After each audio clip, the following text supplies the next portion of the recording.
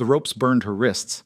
Snow stung her face, and her own father wouldn't meet her eyes as he counted the coins. 18 pieces of silver for a daughter he called worthless. Alara Vance didn't scream, didn't beg.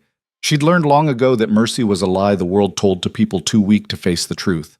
They called her barren, broken, a burden no man would want. But the stranger who bought her wasn't what she expected, and the mountain waiting ahead would demand more than survival. It would demand she become someone entirely new. Stay until the end to see how one woman's fight changed everything. Like this video and comment what city you're watching from so I can see how far this story travels. The wagon lurched over frozen ground, and Alara's shoulder slammed against the wooden side rail. She didn't flinch. Pain was just information now, her body reporting damage she couldn't afford to acknowledge. Her brother Marcus sat across from her, jaw tight, staring at anything except her face. His hands were shoved deep in his coat pockets, probably still warm from the coins. "Don't look at me like that," he muttered. Alara said nothing. Her wrists were bound with hemp rope, the kind they used for livestock. Fitting, she supposed. That's exactly what she'd become the moment Dr. Brennan signed that paper. Barren, incapable of bearing children, no value as a wife. The words had spread through their town of Millbrook like cholera. Within a week, her engagement had dissolved. Her friends stopped visiting. Her mother started referring to her in past tense, as if she'd already died. And maybe she had. "It's for the best," Marcus said, voice cracking. He was only 19, barely old enough to grow a proper beard. Pa said, "Pa sold me for $18, Alara cut in. Her voice came out flat, empty. "You can dress it up, however you want, won't change what it is." Marcus's face went red. "You think we had a choice? After Ma died, with the farm failing, with your condition? What were we supposed to do? Feed you all winter while you sat around being useless?" There it was, the truth under all the pretty justifications. Useless. The wagon hit another rut. Through the thin walls, Alara could hear her father talking to the driver, his voice too cheerful. Probably already planning how to spend the money. New plowshares, maybe. Or whiskey. Definitely whiskey. The November wind cut through the gaps in the wood. Alara's dress, her only dress now, they'd kept the others, was wool, but threadbare. She'd been wearing it for 3 days. It smelled like fear and wood smoke. "How much further?" she asked. Marcus shrugged. "Another hour, maybe 2. The ranch is up in the high country, past where the mining camps used to be. Ranch. That's what they were calling it. As if this Caleb Rourke was some kind of gentleman rancher looking for a housekeeper. As if this wasn't exactly what it looked like, a transaction between desperate people. Alara had heard the rumors about Rourke. Everyone in 3 counties had. His wife had died 2 years back, though nobody seemed to know how. He'd retreated to his property in the mountains and hadn't been seen since. The few trappers who passed through the area reported smoke from his chimney, cattle in his fields, but no sign of the man himself. Some said grief had driven him mad. Others claimed he'd turned into something worse than mad, something cold and calculating, a man who'd learned to live without feeling anything at all. Either way, he'd sent word through a trading post that he needed help. Someone to cook, clean, tend the animals. He'd pay a flat sum up front, no questions asked. Alara's father had seen opportunity. Or maybe just an exit. The wagon slowed. Through a crack in the wood, Alara caught her first glimpse of the property. It wasn't what she'd expected. The cabin was solid, real logs, not rough-hewn planks. 2 stories with a stone chimney pumping steady smoke.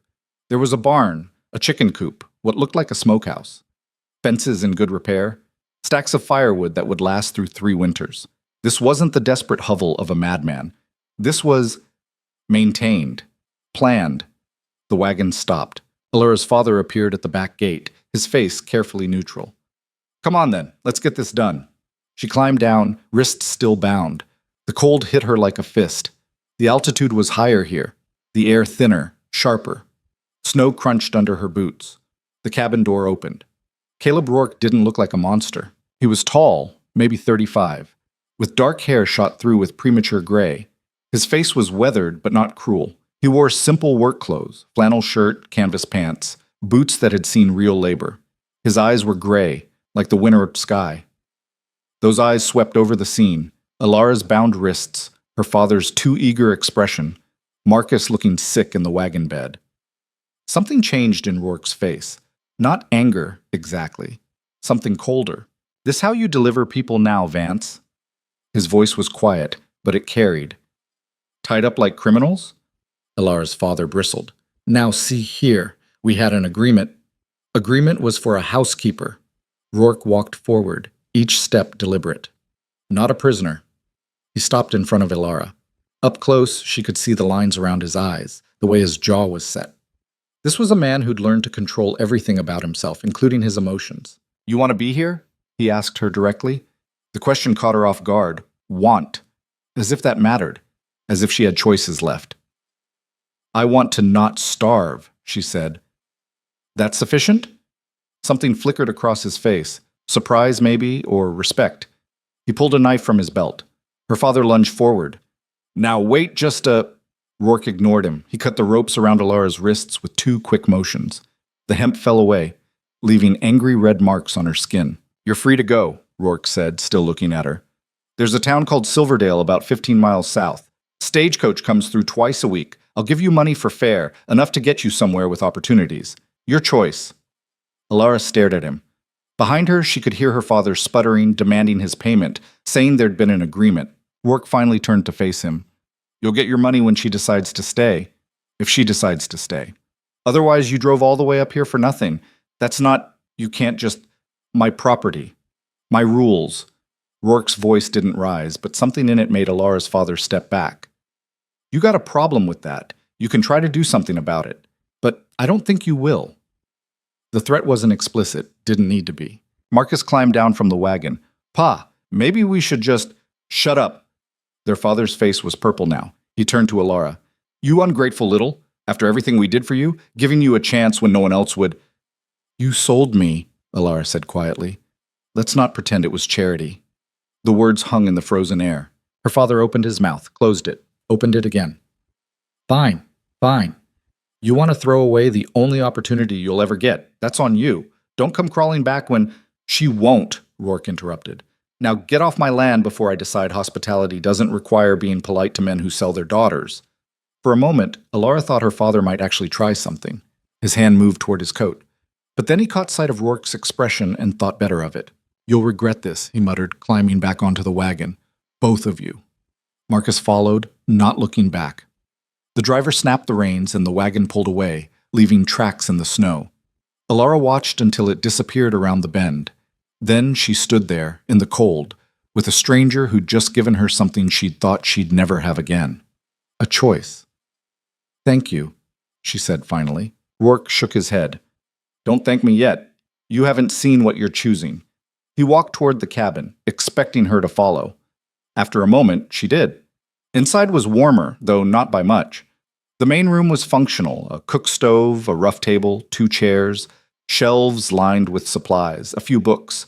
No decoration, no softness. This was a place for survival, not comfort. Work starts at dawn, Rourke said, not looking at her. You'll cook, clean, tend the chickens, help with the cattle when needed. I'll teach you what you don't know. You'll sleep upstairs, second room. Door has a lock. Use it. He paused, then turned to face her. I'm not looking for a wife. Not looking for company.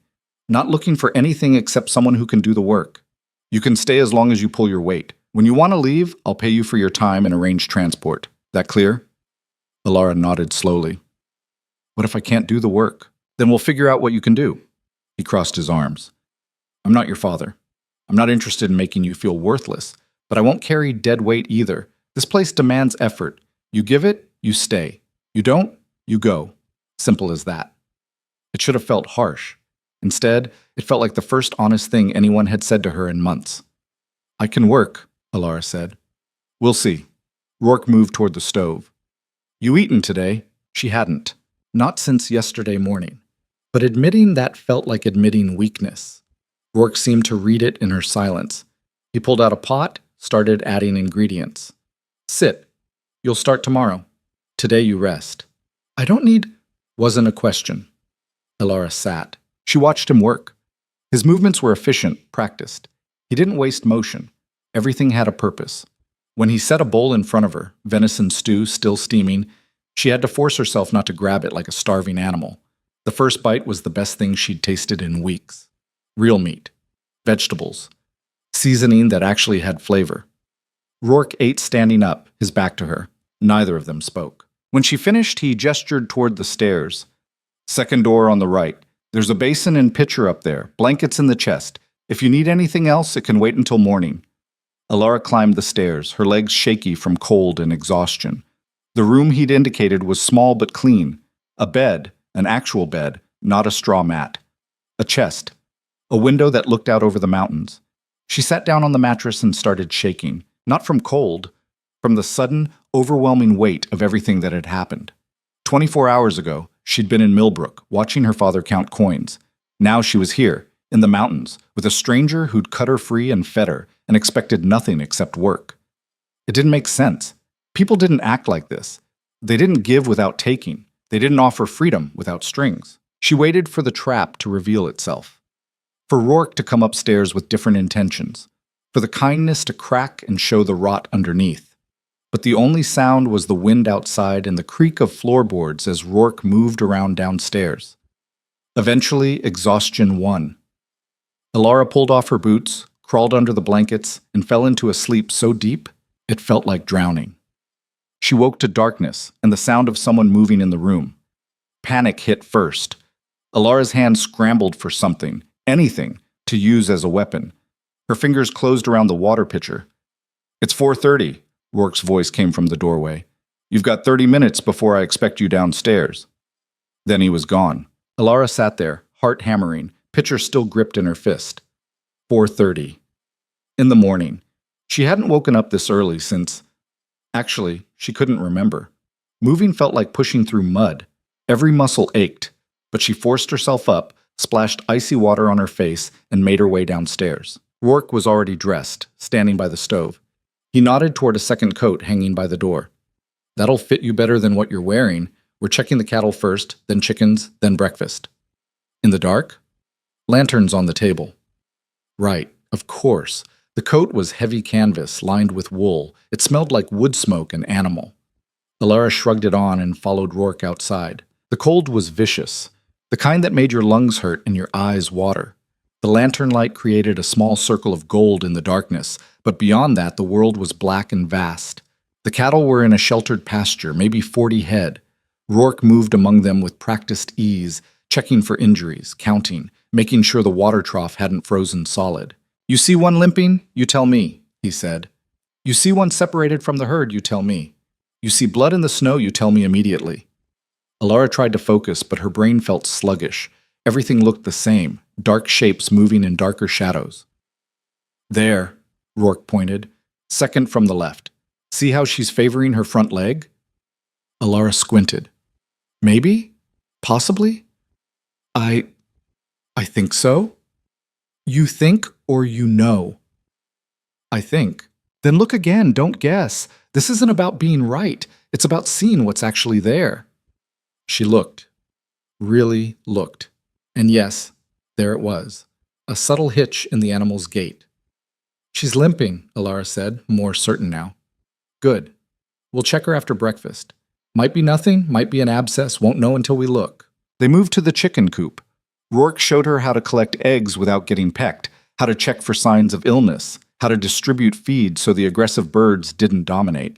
By the time they got back to the cabin, Alara's hands were numb despite the gloves he'd given her. Her face felt frozen, her body was already exhausted, and the sun wasn't even up yet. "You'll make breakfast," Rourke said, shedding his coat. "Eggs, bacon, biscuits? There's a recipe book on the shelf if you need it." Alara stared at the stove. She'd cooked before, of course, but not like this, not on an unfamiliar stove, with ingredients she didn't know, for someone who clearly had standards. Her hands shook as she cracked the first egg. It broke wrong, shell fragments falling into the bowl. "Fish them out," Rourke said from across the room. He was cleaning the lantern, not even looking at her. "They won't kill us, but they're not pleasant." She fished them out, cracked 3 more eggs, started on the bacon. The first batch burned. Not badly, but enough that the smell filled the cabin. Rourke walked over, looked at the pan, looked at her. "Heat's too high, lower it, start again." "I'm wasting food." "You're learning. Different thing." He pulled the burned bacon out, tossed it. "Try again." The second batch was better, still not perfect, but edible. The biscuits were a disaster. Dense, undersalted, somehow both raw in the middle and too brown on top. Rourke ate them anyway. Didn't complain, didn't comment, just ate what she'd made and drank his coffee. "Tomorrow will be better," he said when they were done. Or it won't. Either way, you'll learn. The day continued like that. Task after task, each one harder than it should have been. Hauling water, chopping wood, mucking out stalls. Her hands blistered within hours. Her back screamed. She slipped in the mud and caught herself on a fence post, scraping her palm raw. Work worked alongside her, demonstrating techniques, correcting errors, but never doing the work for her. If she struggled, he'd watch until she figured it out or until it became clear she genuinely couldn't, then he'd show her a different approach. By the time darkness fell again, Alara could barely stand. Tomorrow 4:30, Rourke said. You'll be sore. Work through it. Alara dragged herself upstairs, collapsed on the bed still wearing her clothes, fell asleep before she could think about what fresh hell tomorrow would bring. The second day was worse. Everything hurt. Muscles she didn't know she had announced themselves with sharp, vindictive pain. Getting out of bed felt like climbing a mountain. But Rourke was already downstairs, already moving, and she'd said she could work. So she worked. Day 3, her hands bled through the gloves. Rourke gave her salve and bandages, showed her how to wrap them properly, and sent her back out to finish. Day 4, a chicken escaped while she was collecting eggs. She spent 40 minutes chasing it through the snow while Rourke watched, arms crossed, expression unreadable. You're giving up too easy, he said when she finally cornered it. It's a chicken, not a wolf. It's more scared than you are. Doesn't feel like it, Alara muttered, clutching the squawking bird. Most things don't feel like what they are. That's why you trust what you can see, not what you feel. Day 5, she got the biscuits right. They were golden, fluffy, actually good. Rourke ate 3 of them. See? You can learn. It wasn't praise exactly, but it felt like acknowledgement.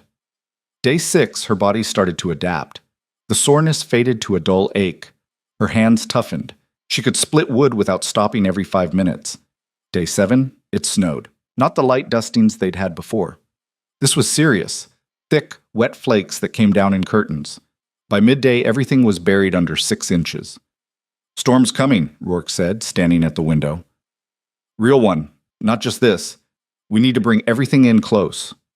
They spent the afternoon moving supplies, securing shutters, bringing extra firewood inside. The cattle were moved to the sheltered pasture nearest the barn.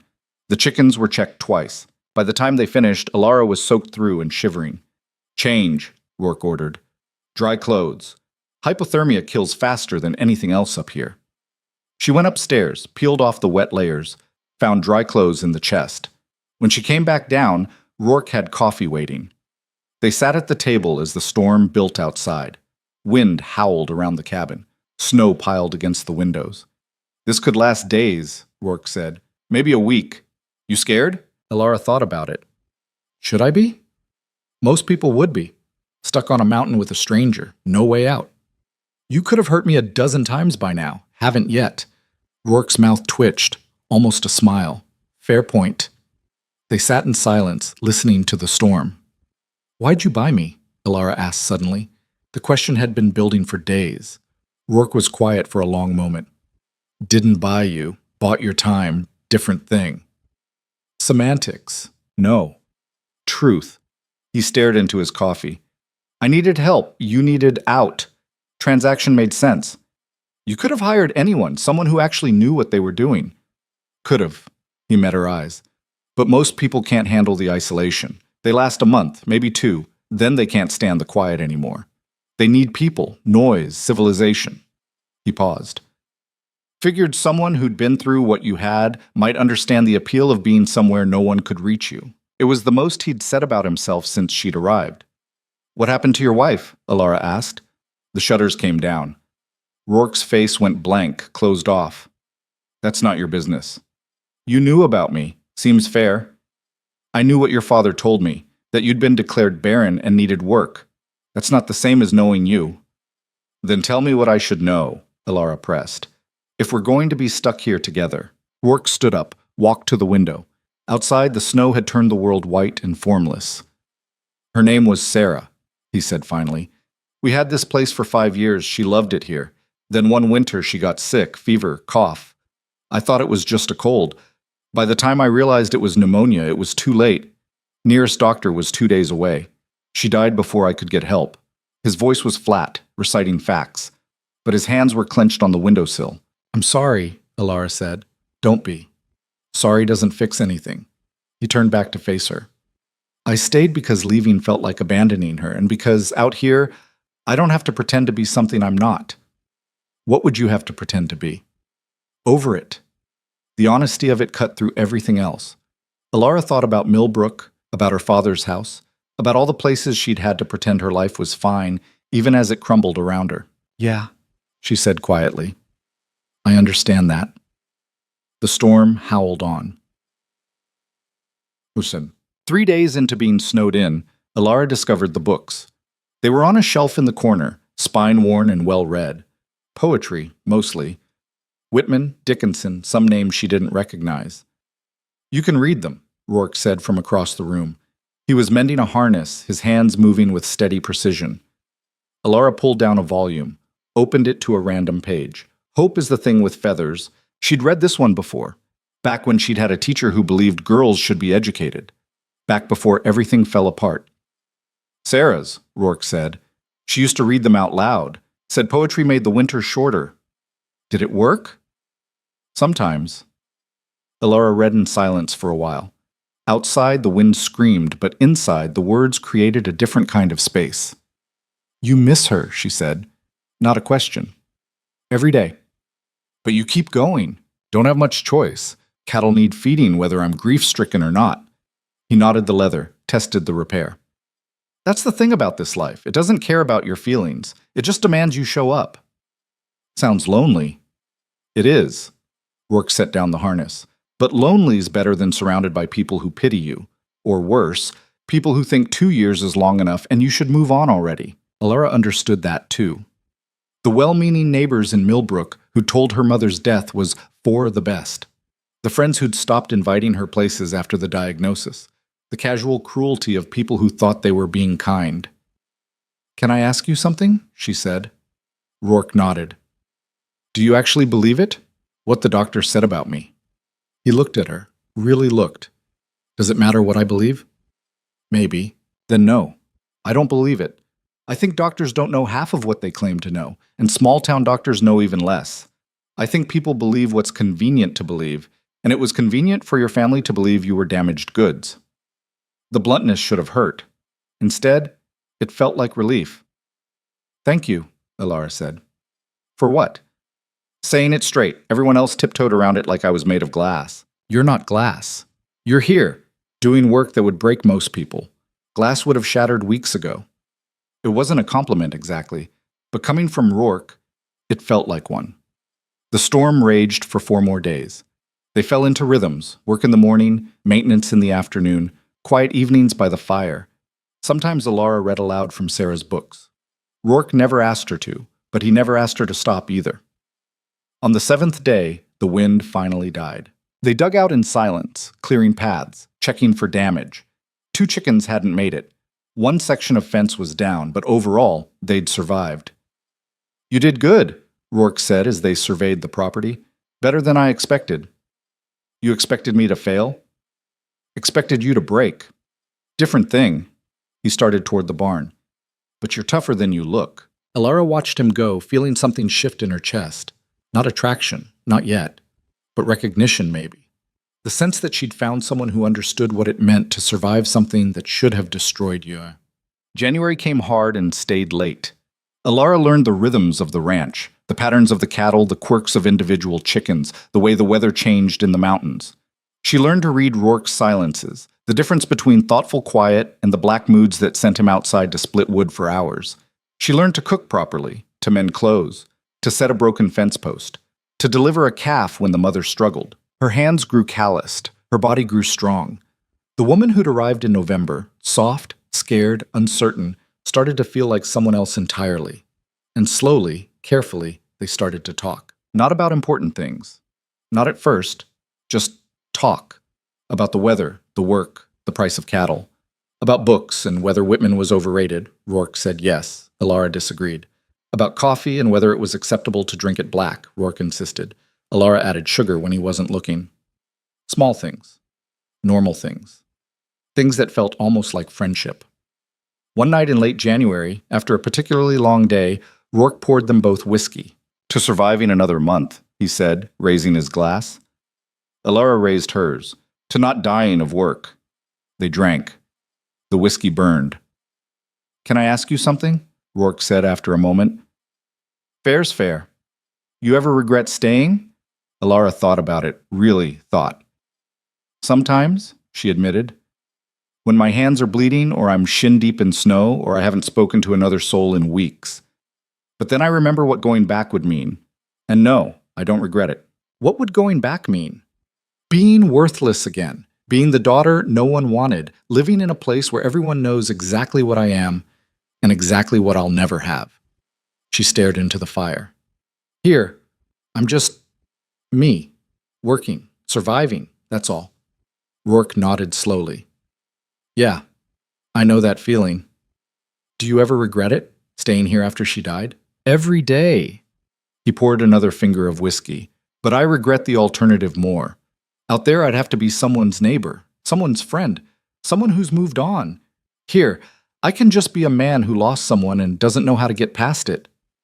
Maybe you're not supposed to get past it, Alara said quietly. Maybe you just learn to carry it. Rourke looked at her then, really looked. Something passed between them, understanding, maybe, or recognition. Yeah, he said finally. Maybe that's exactly it. The fire crackled.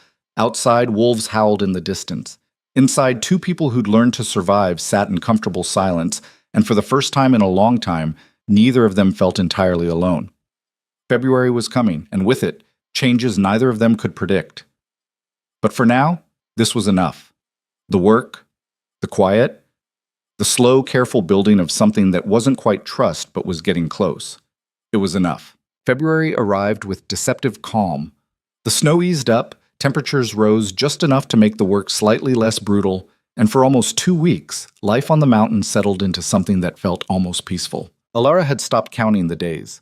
Time moved differently here, measured not in dates but in tasks completed, storms weathered, small victories won. She could split a cord of wood without her arms giving out, could tell which cow was which from 50 yards, could make biscuits that Rourke actually complimented, though his version of a compliment was usually just eating 4 of them and grunting. They developed a language of their own. Not many words. Neither of them was much for talking, but an understanding. She knew when he needed space, and he knew when her silence meant she was thinking versus when it meant something was wrong. They worked side by side most days, efficient and synchronized in a way that surprised them both. It should have stayed that way, should have been enough, but the human heart has a way of complicating simple things. Alara first noticed the shift on a morning in mid-February. She was collecting eggs, and Rourke was repairing the barn door that had warped in the cold. He'd taken off his coat despite the chill, working in just his shirt, and when he reached up to test the hinge, she found herself watching the way his shoulders moved. She looked away quickly, annoyed with herself. This wasn't what she was here for. This wasn't what either of them needed, but the thought had been planted, and thoughts like that had roots. That evening, as they sat by the fire, him reading, her mending a torn work shirt, she caught herself studying his face in the lamplight. The gray in his hair that made him look older than he probably was.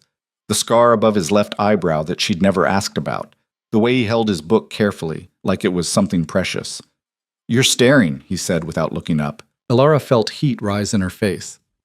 Was just thinking. About what? Nothing important. Rourke closed his book, marked the page. We've been living together for 3 months. I can tell when you're chewing on something. She set down the shirt. Might as well be honest. Do you ever get lonely? I mean really lonely, not just alone. He was quiet for a moment. Yeah, sometimes. What do you do about it? Work until I'm too tired to think about it. Usually helps. He paused. Why? Alara shrugged, trying to seem casual. Just wondering, being up here, no one else around, seems like it would get to a person. It does. That's why most people leave. Rourke leaned back in his chair. You thinking about leaving? No, that's not what I meant. Then what did you mean? She didn't have a good answer for that. Or rather, she had an answer she wasn't ready to say out loud. So she picked up the shirt again and went back to mending, feeling his eyes on her for a long moment before he returned to his book. The tension built slowly after that. Not the bad kind. Not anger or resentment. Something else. Something that made the cabin feel smaller, the silence between them heavier with unspoken things. Elara found excuses to stand closer when they worked. Rourke's hand would brush hers when they both reached for something, and neither of them would acknowledge it, but neither would pull away quickly either. It was dangerous. She knew it was dangerous. This was supposed to be simple. Work for shelter, nothing more. Adding feelings into it would complicate everything, and complications up here could be deadly. But knowing something and stopping it were different things entirely. The shift happened on a Thursday, though Elara only knew it was Thursday because she'd been keeping count in a small notebook. Rourke had taught her to check the cattle's hooves for stones and abscesses, and she was working on a particularly stubborn heifer when she slipped. Her foot went out from under her on the icy ground. She went down hard, and the heifer, spooked, kicked out. The hoof caught Elara's shoulder, spinning her around and slamming her into the fence. Pain exploded through her arm. The world tilted. Rourke was there in seconds, pulling her away from the panicked animal, his hand surprisingly gentle as he checked her over. "Where does it hurt?" His voice was tight, controlled. "Shoulder, and my head. I think I hit—" "Don't move."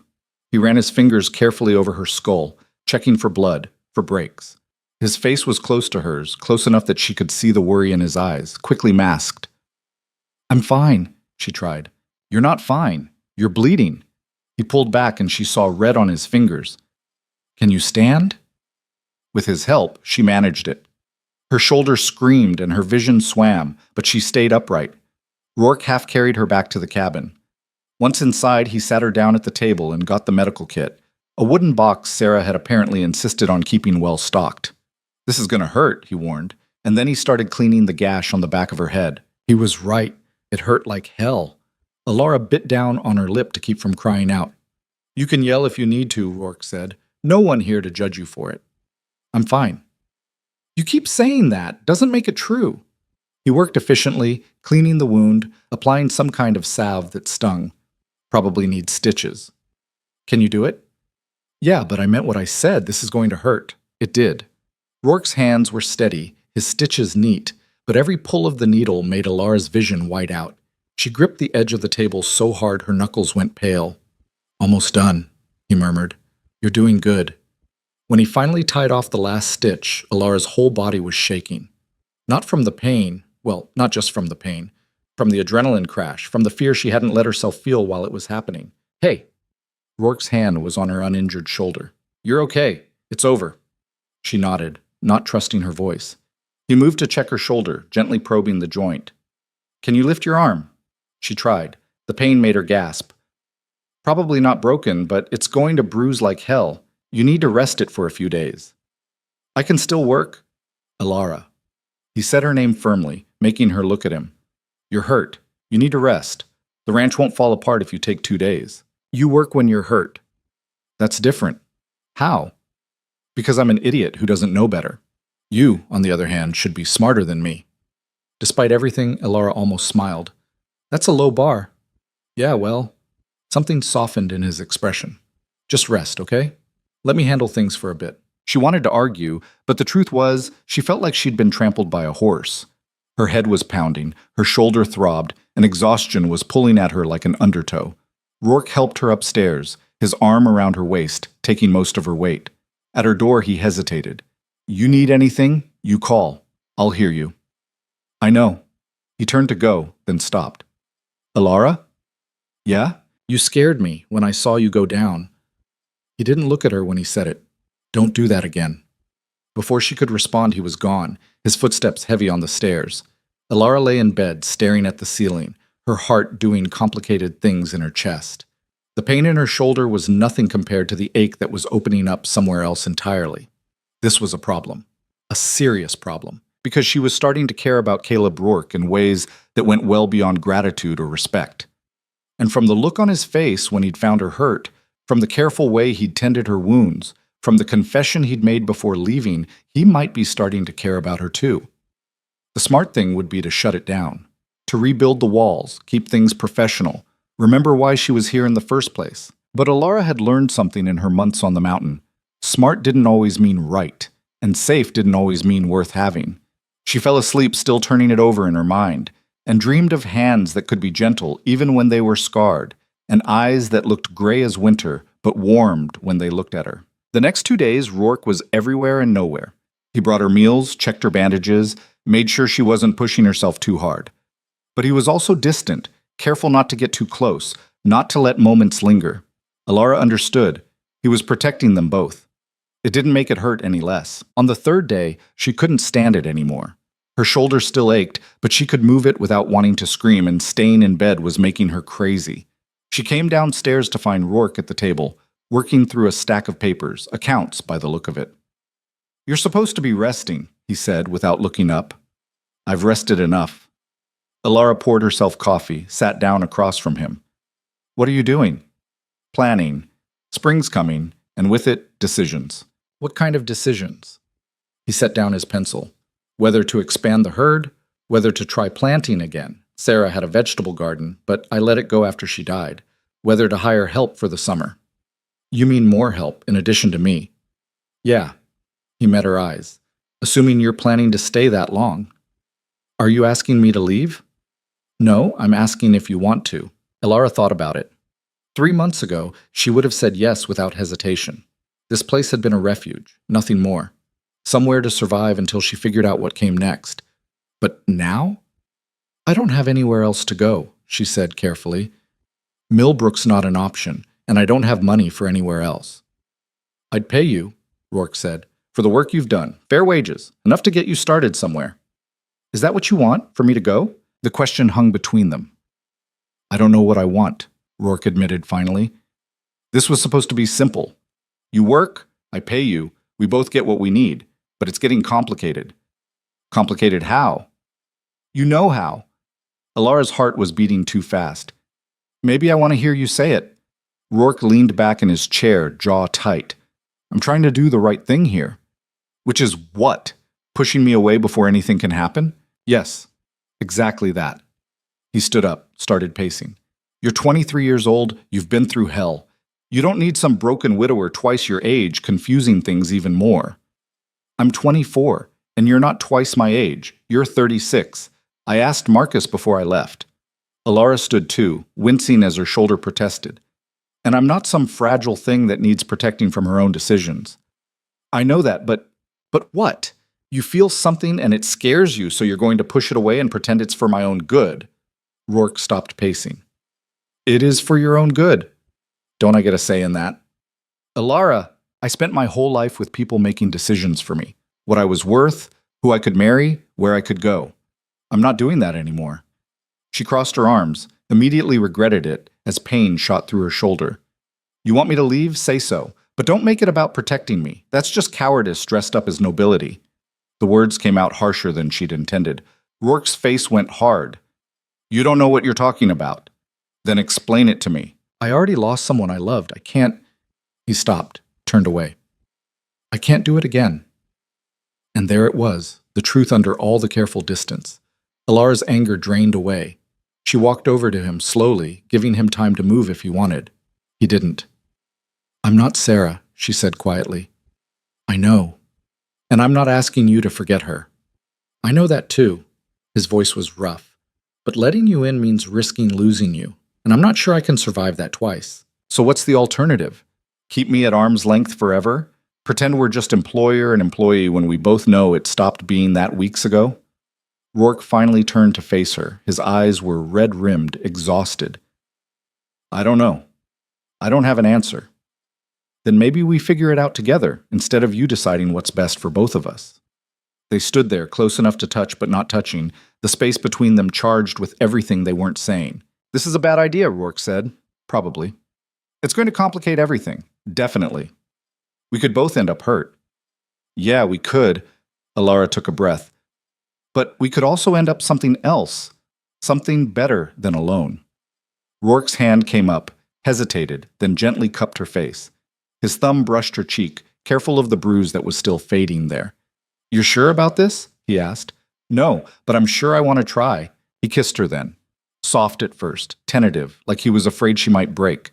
But when she leaned into him, when her good arm came up around his neck, something shifted. The kiss deepened, became something desperate and real and absolutely terrifying in its intensity. When they finally pulled apart, both breathing hard, Rourke rested his forehead against hers. "We're going to screw this up," he muttered. "Without question," Alara agreed. But we're doing it anyway. Looks like it. And despite everything, the fear, the complications, the absolute certainty that this would be messy and difficult and possibly a disaster, Alara felt something she hadn't felt in longer than she could remember. Hope. The rest of February passed in a blur. They didn't talk about what had changed between them, didn't need to.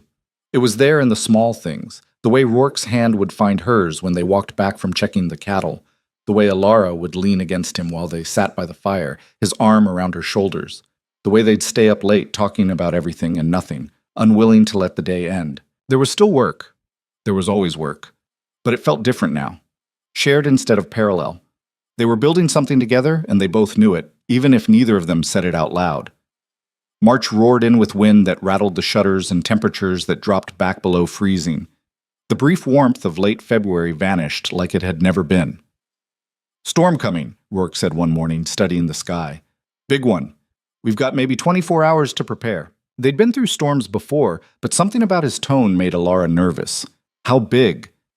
"Bad enough that I'm worried." He turned to her. "We need to move fast. Everything that can be secured needs to be secured. Everything that can be brought in needs to come in. And we need to make sure we have enough supplies to last a week at minimum." They worked through the day without stopping. Firewood, food, water, medical supplies. The cattle were moved to the most sheltered pasture. The chickens were locked down tight. Every shutter was checked and double-checked. By nightfall, Alara was exhausted, but they weren't done. "The north fence line," Rourke said, pulling on his heaviest coat. "I need to check it. If it goes down in the storm, we'll lose cattle." "I'll come with you." "No. You stay here, keep the fire going, keep the coffee hot. I'll be back in an hour." "Caleb, please." He kissed her forehead. "I need to know you're safe and warm. Let me have that." So she stayed, paced the cabin, watched the sky grow darker, felt the temperature drop. An hour passed, then 2. The wind picked up, howling around the cabin like something alive and hungry. 3 hours. 4. The snow started, not flurries, but thick, heavy flakes that cut visibility to nothing. Alara stood at the window, fear building in her chest. Something was wrong. He should have been back by now. She pulled on her coat, grabbed a lantern, and headed out into the storm. The cold hit her like a wall. The wind tried to tear the lantern from her hand. Snow stung her face, blinding her, but she pushed forward, following the path toward the north pasture. "Caleb!" Her voice was swallowed by the wind. She kept walking, calling, straining to see anything in the white chaos. Her feet went numb. Her face went numb. Fear turned to terror. Then she saw it. A dark shape on the ground ahead. Rourke was lying in the snow, conscious but barely, blood on his temple, his leg at a wrong angle. "Fell," he managed. "Legs broken. Couldn't get back." Alara dropped to her knees beside him. "How long have you been here?" "Don't know. Hour, maybe." "An hour in this cold. That was bad. That was potentially fatal. We need to get you back." She tried to help him up, but he cried out when his leg moved. "Can't walk. You need to go get help." "There is no help. The nearest neighbor is 10 miles away and no one's coming out in this." Alara's mind raced. "I'm getting you back to the cabin." "Alara, you can't carry me. I'm not leaving you here to freeze to death." She stood up, assessed the situation. He was right. She couldn't carry him. But maybe she could drag him. She took off her coat, laid it on the snow. "Roll on to this. You'll freeze without your coat. And you'll die if I don't get you inside. Now roll, damn it!" He did, gritting his teeth against the pain. Alara grabbed the coat's collar and started pulling. It was the hardest thing she'd ever done. Harder than any day of work, any task Rourke had set her. Every step was agony. Her muscles screamed. The wind fought her. The snow tried to bury them both. But she didn't stop. Step by step, foot by foot, she dragged him toward the cabin. When she couldn't see anymore, she followed the fence line by feel. When her hands went numb, she kept going anyway. It took an eternity. Multiple eternities, time stopped meaning anything except the next step, the next pull, the next impossible yard gained. And then, impossibly, they were at the cabin door. Alara got him inside, next to the fire. Her hands were shaking so badly she could barely close the door, but she managed it. Then she collapsed next to him, both of them breathing hard. "You're insane," Rourke gasped. "That was the stupidest, most reckless—" "Save it." Alara forced herself up. "We need to deal with your leg." She'd watched him set a calf's broken leg once, hoped the principle was the same. She found straight boards, torn sheets for binding, gave him whiskey and a leather strap to bite down on. "This is going to hurt," she said. "Everything hurts." But he took the strap. Setting the bone was brutal. Rourke's scream, even muffled, made Alara's stomach turn. But she kept going, pulling, aligning, splinting. When it was done, they were both covered in sweat despite the cold. "Where did you learn that?" Rourke asked when he could speak again. "I didn't. I just did what seemed right." Alara sat back, suddenly aware of how close she'd come to losing him. "Don't ever do that again." "Which part? Breaking my leg or scaring you?" "Either. Both." She wiped her eyes, annoyed to find them wet. "I can't lose you, Caleb. I know that's selfish. I know it complicates things even more, but I can't." He reached for her hand, squeezed it. "You won't. I'm too stubborn to die." "You almost just did, but I didn't, because you're too stubborn to let me." He pulled her down beside him. "We're a pair, aren't we?" "Apparently." They lay there by the fire as the storm raged outside. Rourke's leg would take weeks to heal properly. The work would fall entirely on Alara. The spring plans would have to change, but they were alive, together, and somehow that was enough. The storm lasted 6 days. 6 days of Alara doing everything herself, learning in brutal fast-forward what it meant to keep the ranch running solo. 6 days of Rourke instructing from the floor, frustrated and in pain but trying to help however he could.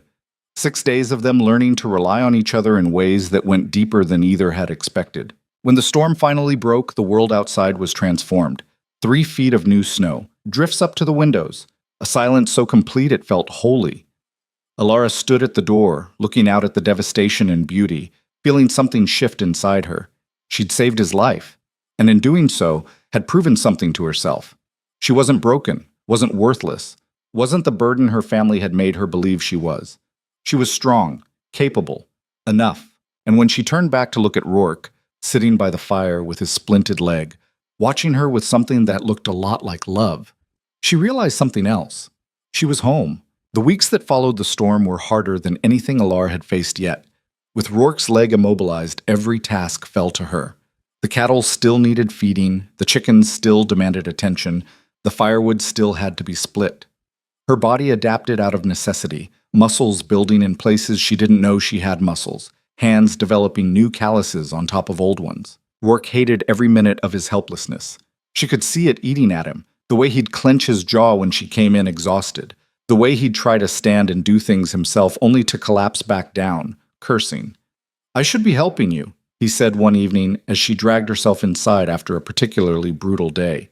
She'd had to break ice on the water trough 3 times, and one of the cows had decided to wander off, leading to an hour-long search in knee-deep snow.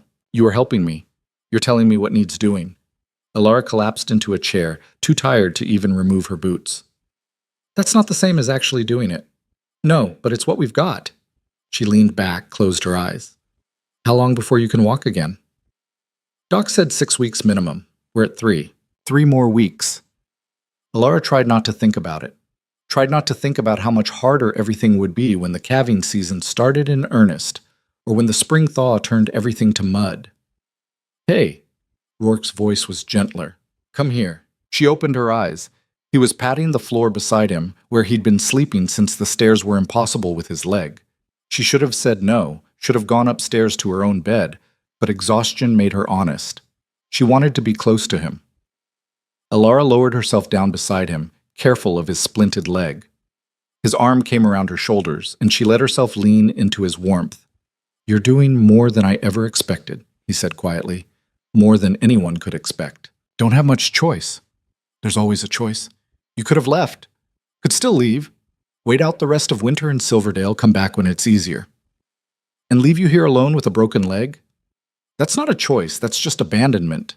His hand moved to her hair, fingers running through the tangled mess of it. She'd stopped bothering to braid it properly weeks ago. "Why do you stay, Alara? Really?" She was quiet for a long moment. Outside, wind rattled the shutters. The fire crackled. "Because this is the first place I've ever felt like I mattered. Not for what I could give someone, not for what I was supposed to be. Just for me. For the work I do and the person I am." She paused. "And because of you. I'm not worth staying for." "That's not your decision to make." Rourke pulled her closer. "I don't deserve you." Probably not, but you're stuck with me anyway. He laughed then, a real laugh, and kissed the top of her head. They sat like that until the fire burned low, neither wanting to break the moment, both knowing that these quiet spaces were what kept them going through everything else. When Alara finally climbed the stairs to her room, she found herself thinking about the future for the first time in months. Not planning, exactly. That felt too presumptuous. But wondering.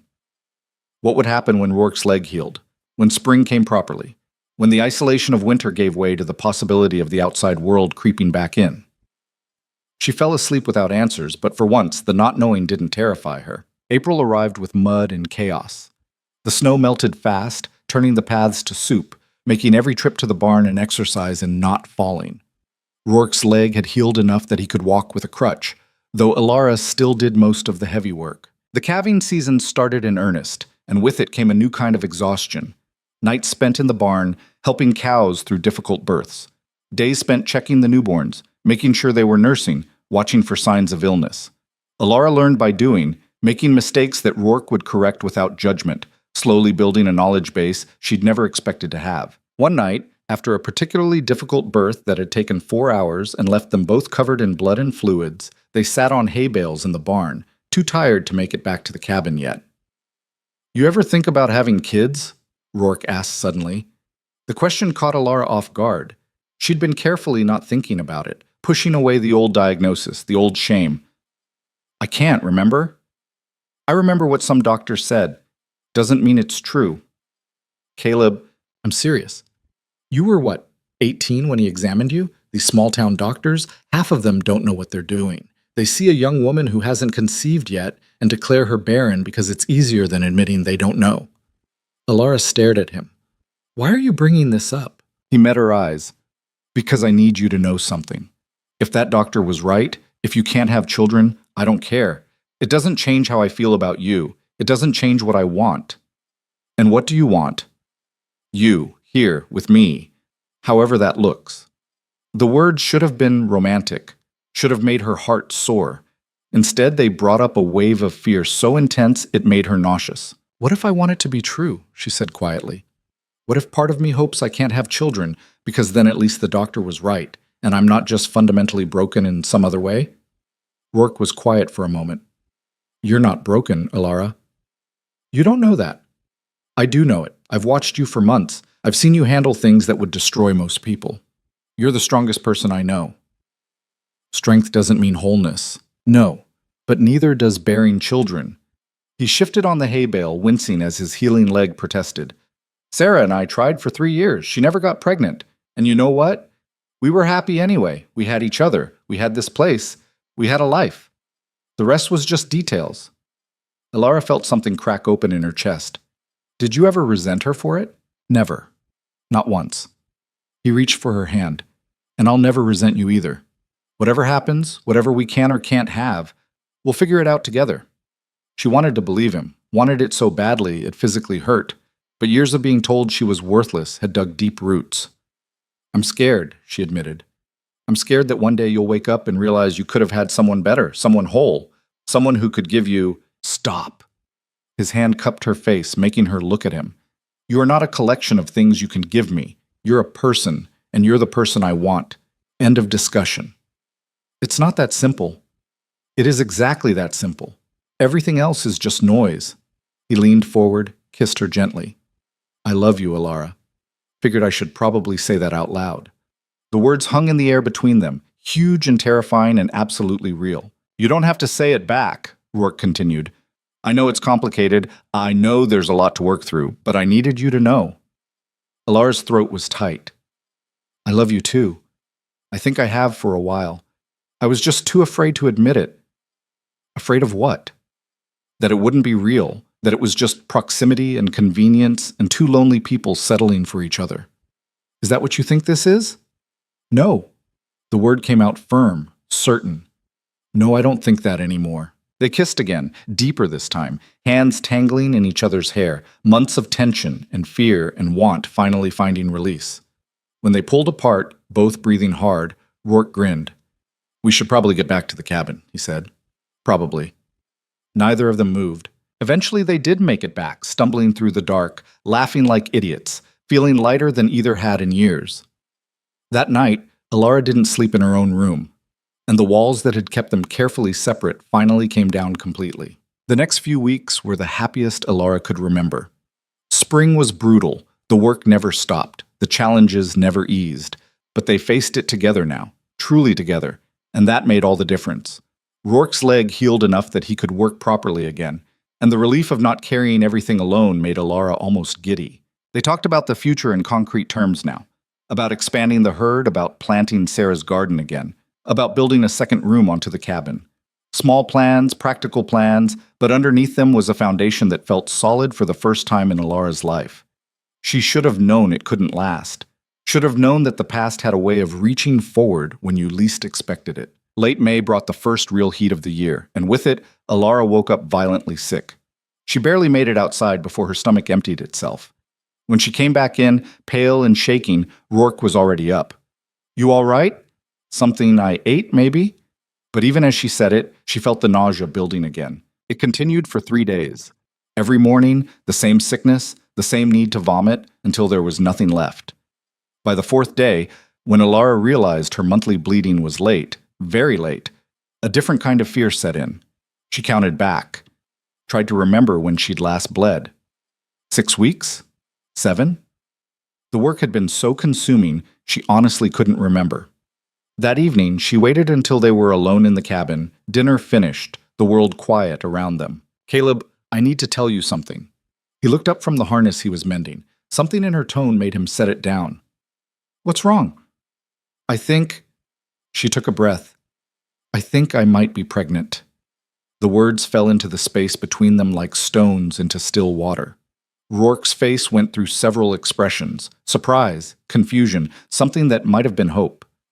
"You're sure?" "Not sure, but the signs are there. The sickness, the timing, everything. How do you feel about it?" Trust him to ask that instead of celebrating immediately. Alara sat down, trying to organize her thoughts. Terrified, confused, like maybe I'm wrong and this is just wishful thinking or food poisoning or something else entirely. "And if you're not wrong, then everything I was told about myself was a lie. Everything my father believed, everything that town condemned me for, all of it was just wrong." Her voice cracked. "Do you know how angry that makes me? How many years I spent believing I was broken? How much I internalized that shame?" Rourke moved to sit beside her. "You have every right to be angry. I want to go back there, to Millbrook. I want to stand in front of everyone who cast me aside and show them they were wrong. We can do that." "No?" Alara shook her head. "I need to do this myself. I need to face them, especially my father, and make them see what they did." "Alara, if you're pregnant, traveling that far isn't— I'm not an invalid. Women work through pregnancies all the time. I've been working through this one for weeks without even knowing it. That's different from riding 20 miles to confront people who treated you like garbage." She turned to face him fully. "I need this. I need to look my father in the eye and show him he was wrong about me. That he sold something valuable for nothing because he was too ignorant to see it." Rourke was quiet for a long moment. "You want me to come with you?" "No, this is something I have to do alone. You understand that, don't you?" He nodded slowly. "Yeah, I do. Doesn't mean I like it." "I'll be fine. It's 1 day there, 1 day back, 2 days in town at most." "When?" "Soon. Before I start showing, before they can dismiss it as someone else's child." The plan solidified over the next few days. Alara would ride to Millbrook, stay 1 night at the boarding house, confront the people who needed confronting, and ride back. Rourke hated it. She could tell, but he didn't try to stop her. He understood the need for this kind of closure. The morning she left, he helped her saddle the horse, checked the supplies she was carrying 3 times, and made her promise to turn back if anything felt wrong. "I'll be fine," she assured him for the 10th time. "I know. Doesn't stop me worrying." He kissed her, long and deep. "You come back to me. Understand? Always." She rode out as the sun was coming up, leaving him standing in front of the cabin, and tried not to think about all the things that could go wrong. The journey to Millbrook took most of the day. The landscape shifted from mountain to foothills to the flatlands she remembered from childhood. With every mile, Alara felt her resolve hardening. She'd left here broken and desperate. She was returning strong and furious. She arrived in town just as the sun was setting, painting everything in shades of gold and amber. Millbrook looked exactly the same. The same church steeple, the same general store, the same houses lining the main street, as if no time had passed at all. But everything had changed. She had changed. Alara stabled her horse and checked into the boarding house. The woman at the desk didn't recognize her, which was fine. She wasn't ready to be recognized yet. That night, lying in an unfamiliar bed in a town that had once been home, Alara placed her hand on her still flat stomach and made a silent promise. Tomorrow, she would tell the truth, and whatever happened after, she would face it without shame. Morning came clear and cold. Alara dressed carefully, braided her hair, and walked to the one place she knew her father would be on a Sunday morning, the town square, where the farmers gathered before church. He was there, older than she remembered, grayer, talking to a group of men about crop prices, his voice carrying across the square. Marcus was with him, looking uncomfortable in a too-tight collar. Alara walked straight up to them. Her father saw her first. His face went white, then red. "Alara, what are you—" "Hello, father." Her voice came out steady, calm. "I thought it was time we had a conversation. This isn't the place. This is exactly the place. You sold me here in this town, with these people watching. Seems fitting I reclaim myself here too." A crowd was gathering. Alara could see familiar faces, neighbors, former friends, people who'd watched her leave without a word of protest. "You have no right to come back here and—" "And what? Embarrass you? Make you face what you did?" Alara stepped closer. "You told everyone I was barren. You let Dr. Brennan's diagnosis define my entire worth. You sold me to a stranger for $18. You were a burden. You couldn't work, couldn't marry. What were we supposed to—" "I'm pregnant." The words rang out across the square. Silence fell like a hammer. Alara continued, her voice clear and strong. "I'm pregnant, which means Dr. Brennan was either incompetent or lying, which means you gave up your daughter based on nothing more than one man's word and your own unwillingness to support me." Her father's mouth opened and closed. No sound came out. "Where is Dr. Brennan?" Alara asked the crowd. "I'd like him to explain how he diagnosed me as barren when clearly I'm not." "He left town," someone called out. "Tito, 6 months back, moved west." "How convenient." Alara turned back to her father. "Did you know? Did you know he was wrong?" We had no way of—" "You had every way. You chose not to look because it was easier to believe I was worthless." She could feel tears threatening, but refused to let them fall. "I came back here to tell you something. I'm not broken. I never was. But you are. You're a man who valued money over his own daughter, and you'll have to live with that." Marcus stepped forward. "Alara, we didn't know. If we had known, you would have done exactly the same thing, because it wasn't about whether I could have children. It was about whether I was convenient." She turned to address the whole crowd now, all these people who'd watched her leave without protest. "I want you all to know something. The man who took me in, Caleb Rourke, he treated me with more dignity in one day than this entire town showed me in 20 years. He saw me as a person, not a commodity. He gave me work and respect and the space to become who I was meant to be." "Now, Alara," Mrs. Patterson from the general store spoke up, her voice dripping with false concern. "You have to understand we all thought we were doing what was best." "No. You did what was easy. There's a difference." Alara's hands were shaking, but her voice stayed firm. "How many other women in this town have been told they're worthless because of what they can't do?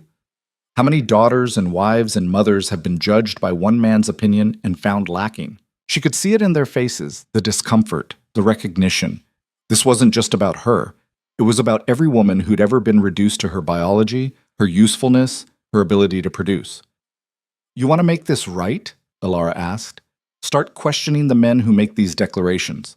Start valuing women for more than their wombs. Start treating your daughters like people instead of property." She turned back to her father one last time. "I don't forgive you. I don't know if I ever will. But I wanted you to see what you gave away. I wanted you to know that I survived without you, that I became someone worth being without your approval or support." Then she walked away through the silent crowd, back to the boarding house. Behind her, she could hear the murmurs starting, the conversations that would spread through the town like wildfire. She'd done what she came to do. The rest was up to them. That night, lying in bed, Alara felt the enormousness of what she'd done settle over her. She'd confronted her past, spoken her truth, refused to be diminished. And tomorrow, she would ride back to the mountain, back to Caleb, back to the life they were building together. A knock on her door interrupted her thoughts. When she opened it, Marcus stood there, hat in his hands. "Can we talk?" he asked quietly. Alara considered refusing, but something in his face made her step aside. He came in, stayed standing near the door. "I'm sorry," he said. "For all of it. For not standing up for you, for taking the easy way, for letting Pa make all the decisions." "Why didn't you?" "Because I was scared, and young, and stupid." Marcus twisted his hat. "But that's not an excuse. You were my sister. I should have protected you." "Yes, you should have. I know I can't fix it, can't take back what happened. But I wanted you to know, what you said today, it mattered. People are talking, really talking, about Dr. Brennan, about how women get treated, about all of it." "Good. They should be." Marcus nodded. "You happy with this Rourke fellow?" Despite everything, Alara smiled. "Yeah, I am. That's good. That's really good." He moved toward the door, then stopped. "If you ever need anything, if he ever treats you wrong, you send word and I'll come. I know I don't deserve another chance, but if you ever need help, I'll be there." "Thank you, Marcus." After he left, Alara sat by the window and watched the town settle into night. She'd come here for closure, for vindication, for the satisfaction of proving them wrong. She'd gotten all of that. But more importantly, she'd gotten something else. The absolute certainty that she'd made the right choice. That the mountain, the work, the man waiting for her there, that was her real life. This place was just the past. And the past couldn't hurt her anymore. She rode out at dawn, eager to get back. The journey seemed shorter somehow, time compressed by anticipation. When she finally saw the cabin, saw Caleb waiting on the porch, something in her chest expanded. He met her halfway, helped her down from the horse, pulled her into his arms. "How did it go?" he asked. "I'll tell you everything, but first," she leaned back to look at him. "I'm ready to stop running from the past. I'm ready to just be here, with you, building whatever comes next." Caleb kissed her forehead. "Then let's do that. Let's build something that's just ours." They walked back to the cabin together as the sun climbed higher, and Alara felt the last pieces of her old life fall away. Whatever came next, the pregnancy, the future, the uncertainty of it all, she would face it here, with him, and that was enough. More than enough. It was everything. The story of what happened in Millbrook spread faster than Alara had anticipated. Within 2 weeks, a woman from Silverdale showed up at their property, riding a tired mare and carrying a letter of introduction from the boarding house owner. Her name was Catherine Wells, and she was maybe 40, with iron gray hair and the kind of face that had seen too much to be easily impressed. She sat at their kitchen table, accepting coffee but declining food, and got straight to the point. "Word's gotten around about what you did, what you said." Catherine's eyes were sharp, assessing. "There are women in 3 counties talking about it, about Dr. Brennan, about how many diagnoses he gave that might have been wrong." Alara exchanged a glance with Caleb. He was standing by the stove, arms crossed, watching the stranger with careful attention. "I just told the truth," Alara said. "The truth has a way of being dangerous to the right people." Catherine set down her cup. "Dr. Brennan wasn't just incompetent, he was corrupt. There's evidence he was taking money from families to declare their daughters barren, making them unmarriageable so the families could keep dowries, or ensuring certain men didn't have to honor marriage contracts." The words hit Alara like a physical blow. "What?" "Your father paid him $50, according to the ledger we found. Brennan kept records of everything, the fool. Thought he was being clever." Caleb's voice was tight with controlled rage. "You're saying Vance paid to have his own daughter declared worthless?" "That's exactly what I'm saying, and he wasn't the only father who did it. We've found at least a dozen similar transactions over the past 5 years." Alara felt the room tilt. Her father hadn't just believed the diagnosis, he'd paid for it, had actively chosen to destroy her future for money. "Why?" Her voice came out smaller than she wanted. "Your mother's medical bills, from what we can piece together. She was sick for nearly a year before she died. The treatments cost more than your father had. He was drowning in debt. A barren daughter was a liability he couldn't afford. But a daughter he could sell off for labor? That was an asset." The clinical way Catherine laid it out made it somehow worse. This hadn't been a desperate mistake or a misguided attempt to help. It had been calculated, planned. A business decision where Alara herself was the commodity being manipulated. Caleb moved to stand behind her chair, his hand on her shoulder. The weight of it grounded her, kept her from flying apart. "Why are you telling me this?" Alara asked. Because women are angry, really angry, and they're organizing. Catherine leaned forward. We're putting together a case against Brennan wherever he ran off to. We're also documenting every woman who was given a false diagnosis, everyone who was hurt by this. But we need you to testify. Your case is the most visible, the most recent. You're the one who came back pregnant, proving he was wrong. Testify where? To who? We're petitioning the territorial court. It's a long shot, but if we can get enough evidence, enough voices, we might actually be able to do something. Change laws, hold these men accountable, protect future daughters from the same fate. Alara looked up at Caleb. His face was grim, but when he met her eyes, he nodded slightly. Your choice. What would testifying involve? She asked. Traveling to the territorial capital. Could take weeks. You'd have to tell your story in front of judges, lawyers, possibly a crowd. It won't be easy. I'm 6 months pregnant. I know, that's part of why your testimony would be so powerful, living proof that Brennan was wrong. Catherine's expression softened slightly. I won't lie to you, this will be hard. They'll question everything. Your character, your morals, your relationship with Mr. Rourke. They'll try to discredit you in every way possible. Let them try, Alara said, her voice hardening. I survived being sold like cattle. I survived a winter on this mountain. I survived going back to face the people who threw me away. I can survive some lawyers. Catherine smiled then, genuine and fierce. I was hoping you'd say that. After Catherine left, Alara and Caleb sat in silence for a long time. The afternoon sun slanted through the windows, painting everything in gold, but the warmth didn't reach the cold fury building in Alara's chest. $50, she said finally. He paid $50 to ruin my life, then sold me for 18. He made a profit on destroying me. Alara, no. Let me be angry. I need to be angry right now. She stood up, started pacing. I knew he didn't love me, knew he saw me as a burden, but I thought it was just neglect, indifference. Not this, not active, calculated malice. Caleb let her pace, let her rage. When she finally stopped, breathing hard, he asked quietly, Are you going to do it? Testify. Yes. Absolutely yes. She pressed her hands against her stomach, feeling the baby move inside her. Not just for me. For every other woman he did this to. For every daughter who was told she was worthless. It's going to be brutal. Catherine wasn't exaggerating about that. I know. And traveling that far, being pregnant, women have babies in covered wagons while crossing the plains. I think I can handle a coach ride to the capital. She moved to him, took his hands. I need to do this, Caleb. I need to see it through. Then I'm coming with you. You don't have to... I'm coming with you, he repeated, firmer.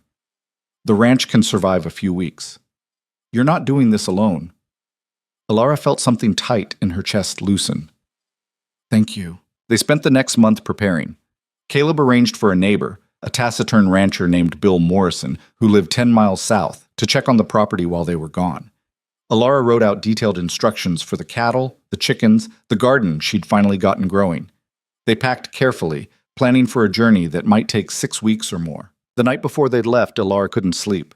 She stood at the window, looking out at the mountains silhouetted against the stars, and felt the weight of what she was about to do settling over her. Caleb came up behind her, wrapped his arms around her waist, careful of her swollen belly. Having second thoughts? He asked. No, just first thoughts, second thoughts, third thoughts, all at once. She leaned back against him. What if I'm not enough? What if my story doesn't matter? It matters. You matter. And you're not alone in this. There are dozens of other women ready to speak up. You're just the one brave enough to go first. Or stupid enough. Same thing sometimes. He kissed her temple. Whatever happens, we face it together. Then we come back here, and we have this baby, and we build the life we want. That's all that really matters. She turned in his arms. I love you. I don't say that enough. You show it every day. That's better than saying it. They made love that night with a tenderness that felt like goodbye and hello all at once. Tomorrow they'd leave the safety of the mountain for the uncertainty of the world beyond. But tonight, they were just two people who'd found each other against impossible odds, holding on while they still could. The journey to the territorial capital took 12 days. The coach was cramped and uncomfortable, the roads were rough, and by day 5, Alara was so tired of being pregnant and jostled that she seriously considered walking the rest of the way. Caleb was patient, getting her whatever she needed, running interference with the other passengers when they stared too long at her condition. They arrived in late August to a city that felt overwhelming after months of mountain isolation. The capital was 10 times the size of Millbrook, with actual paved streets, gas lamps, buildings 3 and 4 stories tall. The noise was constant. Horses, wagons, people shouting, construction, everything layered on top of everything else. Catherine met them at the coaching station with another woman, a lawyer named Margaret Thorne, who looked like she could argue the sun into setting early if she felt like it. "Welcome to hell," Margaret said by way of greeting. She was perhaps 50, dressed in severe black with eyes that missed nothing. "I'm handling the legal strategy. Catherine's been gathering evidence and witnesses. Between us, we're going to make these men wish they'd never heard the name Brennan." Over the next week, Alara learned exactly what she'd signed up for. Margaret drilled her relentlessly on her testimony, anticipating every possible question, every attack the defense might make. Catherine brought in other women to share their stories. A seamstress who'd been declared barren at 19 and was now mother to 3. A teacher who'd lost her position because of Brennan's diagnosis. A young wife whose husband had abandoned her based on the doctor's word. Each story made Alara angrier. Each woman who'd been hurt made her more determined. The hearing was set for September 1st.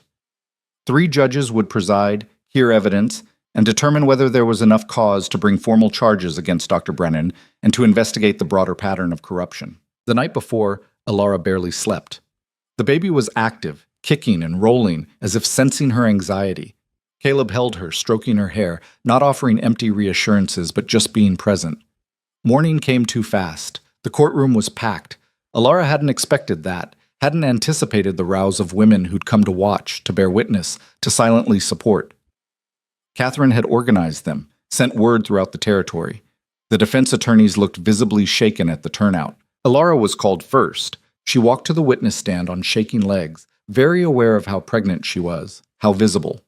Margaret had told her that was good. Let them see the living proof. But it still felt vulnerable, exposed. The judge asked her to state her name for the record. "Alara Vance." She paused. "Though I go by Alara Rourke now." She saw Caleb's head come up sharply. They hadn't discussed marriage, hadn't had time, hadn't made it official. But in that moment, standing in front of judges and lawyers and a room full of strangers, she claimed it anyway, claimed him, claimed the life they'd built. Margaret walked her through her testimony. How Dr. Brennan had examined her after her mother's death, how he'd declared her barren without extensive testing, how her family had treated her after the diagnosis, how she'd been sold to Caleb for labor. "And you're how far along now?" Margaret asked. 7 months? So Dr. Brennan's diagnosis was incorrect. Obviously. A ripple of laughter went through the courtroom. The judge gavelled for silence. Then came the cross-examination. The defense attorney was a thin man with a sharp face who looked at Alara like she was something dirty. "Miss Vance, Mrs. Rourke," she corrected. "You're not legally married, though, are you?" "Not yet, but I will be as soon as we can arrange it." "I see. So when you became pregnant, you were an unmarried woman living alone with a man not your husband. Is that correct?" Alara felt the trap closing. "I was working as his housekeeper." "And warming his bed, apparently." Margaret shot to her feet. "Your Honor, this line of questioning is irrelevant to—" "I'll allow it," the judge said. "The witness's character is at issue. Answer the question, Mrs. Rourke." Alara met the attorney's eyes directly. "Yes. Caleb and I are together. We love each other. And if you're trying to suggest that makes me a liar or my testimony less valid, then I'd say you're proving exactly why women need protection from men who think they can judge our worth based on their own narrow morality." The courtroom erupted. The judge gavelled again, harder. "Mrs. Rourke, you will answer the questions asked and refrain from editorializing." Then he should ask better questions, more gavel banging. Margaret was trying not to smile. The defense attorney looked furious. "Did you or did you not accept money from Mr. Rourke in exchange for living with him?" "I accepted wages for work performed, same as any employee." "And the other services you provided, were those part of your employment?" Caleb started to stand. Alara caught his eye, shook her head slightly. She could handle this. "I provided housekeeping, animal husbandry, ranch management, and eventually partnership in building a life together. If you're trying to call me a prostitute, just say it directly instead of dancing around it." "Your Honor." "I'm asking," Alara continued, her voice rising, "because I want this court to understand what you're actually doing here." You're trying to discredit me by attacking my character instead of addressing the fact that a doctor took bribes to destroy women's lives. You're suggesting that because I fell in love with a good man and built a life with him outside of traditional marriage, that somehow makes me a liar about being declared barren when I very clearly am not. She gestured to her stomach. I'm 7 months pregnant. That's not a lie. That's not up for interpretation. That's biological fact. The judge leaned forward. Mrs. Rourke, do you have evidence that Dr. Brennan took bribes specifically related to your case? Catherine Wells does. She found his ledger. Catherine stood, brought forward the evidence. The ledger was entered into the record. The pages showing the $50 payment from John Vance to Dr. Brennan, dated 2 days before Alara's examination. The defense attorney tried to argue it could be for anything, legitimate medical services, unrelated care, but Margaret was ready with testimony from Brennan's former assistant, who confirmed that such payments were standard for families wanting daughters declared unmarriageable. The hearing lasted 2 more days. Other women testified. Financial records were presented.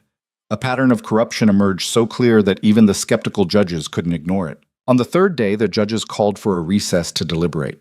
The wait was excruciating. Alara sat in a small room with Caleb and Margaret, trying not to think about what would happen if they lost. We won't lose, Margaret said, reading her expression. The evidence is too strong. Worst case, they say there's not enough to charge Brennan criminally, but recommend civil penalties. Best case, they issue warrants and start investigating every doctor who might have done the same thing. And middle case? Caleb asked. They acknowledge the problem, but say it's beyond their jurisdiction and kick it up to the territorial legislature, which would actually be good. We need law changes, not just individual prosecutions. 2 hours later, they were called back. The lead judge was a man in his 60s with a face like weathered granite. He looked at the packed courtroom, at the women filling every seat, and something in his expression shifted. This court has reviewed the evidence presented regarding Dr. Josiah Brennan and the pattern of fraudulent medical diagnoses. We find sufficient cause to issue warrants for Dr. Brennan's arrest on charges of fraud, corruption, and conspiracy. Additionally, we are recommending a full territorial investigation into similar practices by other physicians, and we are forwarding our findings to the legislature with a recommendation for new laws protecting women from such exploitation. The courtroom erupted in cheers. Women were crying, hugging each other. Catherine grabbed Alara in a fierce embrace. Margaret actually smiled. But the judge wasn't finished. He gavelled for silence. Furthermore, this court wishes to acknowledge the bravery of the women who came forward, particularly Mrs. Rourke, who faced considerable personal attack in order to tell her truth. It is this court's opinion that such courage deserves recognition, not condemnation. He looked directly at Alara then. Mrs. Rourke, I hope you and your husband have a healthy child. And I hope you know that what you did here will protect countless other daughters from suffering as you did. Alara couldn't speak, could only nod, tears streaming down her face. They left the courthouse to find a crowd waiting. Women who wanted to thank her, to touch her hand, to tell her she'd changed something fundamental. It was overwhelming and beautiful and terrifying all at once. Caleb got her through it, his arm around her, gently moving them toward their hotel. When they finally made it to their room, Alara collapsed on the bed, emotionally and physically exhausted. You did it, Caleb said, sitting beside her. We did it. No, this was you. You're the one who went back to Millbrook. You're the one who testified. You're the one who refused to be broken by their attacks. He took her hand. I'm so damn proud of you. I couldn't have done it without you. Maybe. But you're the one who had the courage to try. Alara pulled him down beside her. Take me home. I want to go home. Tomorrow, tonight, you rest. But sleep didn't come easily. Alara lay awake, one hand on her belly, feeling the baby move. She thought about her mother, who died never knowing her daughter would survive. She thought about Sarah, Caleb's first wife, whose books of poetry had helped Alara through the darkest winter. She thought about all the women who'd testified, who'd shared their pain so that future daughters might be spared. And she thought about the daughter she was carrying, who would grow up in a world that was slightly better, slightly more just, because women had refused to stay silent. It wasn't perfect. The work wasn't done. But it was something. It mattered. And tomorrow, they'd start the journey back to the mountain, back to the ranch, back to the life they were building. A life where Alara wasn't defined by what she could give or what she'd survived, but simply by who she chose to be. The journey home felt different, faster, somehow, though it took just as long. They stopped in Millbrook on the way, Not because Alara wanted to, but because Caleb insisted there was one thing left to do. They found her father at the farm. It looked smaller than Alara remembered, shabbier. Marcus was there too, working on a broken fence. Her father saw her, saw Caleb, saw her pregnant belly, and his face went gray. Alara, I heard about the trial. Did you? She stayed mounted, looking down at him. Did you hear that your $50 investment in destroying me didn't pay off? I never meant... Yes, you did. You meant exactly what happened. You paid to have me declared worthless so you could sell me off and keep whatever dower you might have owed. Don't insult me by pretending it was anything else. Her father's shoulders sagged. For the first time, he looked old, defeated. What do you want from me? Nothing. I don't want apologies I wouldn't believe. I don't want excuses. I don't want anything you have to give. She reached for Caleb's hand. I just wanted you to see that I'm happy, that I built a life worth living despite everything you did to stop me. I wanted you to know that your worst act led to my best life, and there's nothing you can do to take that away from me. Marcus spoke up then. Alora, I'm glad. I'm glad you found something good. She looked at her brother, saw genuine emotion there. Thank you, Marcus. That actually means something. Then she turned her horse and rode away, Caleb beside her, and didn't look back. They made it home in mid-September, when the aspens were starting to turn gold and the first hints of autumn were coloring the air. The ranch looked perfect. Morrison had kept everything running, and the place had never looked better. That night, lying in their own bed, surrounded by familiar walls, Alara finally felt at peace. We should actually get married, Caleb said into the darkness, before the baby comes. Make it official. You asking? I'm asking. Then I'm saying yes. They were married 3 weeks later by a traveling preacher who came through the area twice a year. Morrison and his wife stood as witnesses. It was simple, quick, nothing like the elaborate weddings Alara had imagined as a girl. It was perfect. 2 months later, on a frigid November morning when the first real snow was falling, Alara went into labor. It lasted 14 hours, brutal and terrifying and harder than anything she'd ever done. Caleb stayed with her the whole time, holding her hand, letting her curse him, bringing water and towels and anything else Morrison's wife, who'd delivered half a dozen babies, demanded. And then, finally, a cry split the air. It's a girl, Morrison's wife announced, wrapping the baby in clean cloth. Healthy and loud. She placed the baby in Alara's arms. Tiny, red-faced, perfect. Alara looked down at her daughter and felt the last pieces of her old identity fall away completely. She wasn't barren, wasn't broken, wasn't worthless. She was a mother, a wife, a woman who'd fought for herself and won. She needs a name, Caleb said, his voice rough with emotion. Alara thought for a moment. Hope. Her name is Hope, because that's what she represented. Not just new life, but proof that the future could be different from the past. That lies could be overcome. That women could fight back and win. Outside, the snow continued to fall, blanketing the mountain in white. Inside, a new family began their story, built not on what they'd lost, but on what they'd chosen to create together. And somewhere, in courtrooms and legislatures, in small towns and big cities, the work continued. Laws were changing.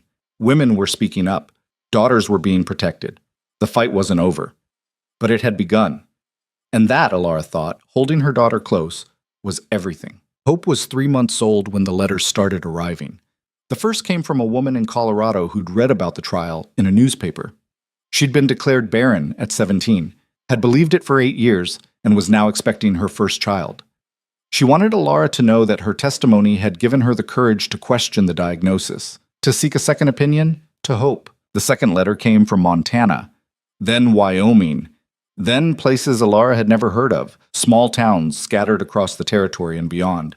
Women writing to say thank you, to share their own stories, to ask for advice.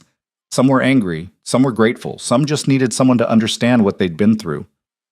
Alara read every letter, tried to answer as many as she could, though with a newborn and a ranch to run, it was nearly impossible. You can't save everyone, Caleb said one night, finding her at the table at midnight, Hope sleeping in a basket beside her, pen in hand as she worked through another response. I'm not trying to save anyone. I'm just trying to let them know they're not alone. You need sleep. I need to finish this letter. Caleb sat down across from her.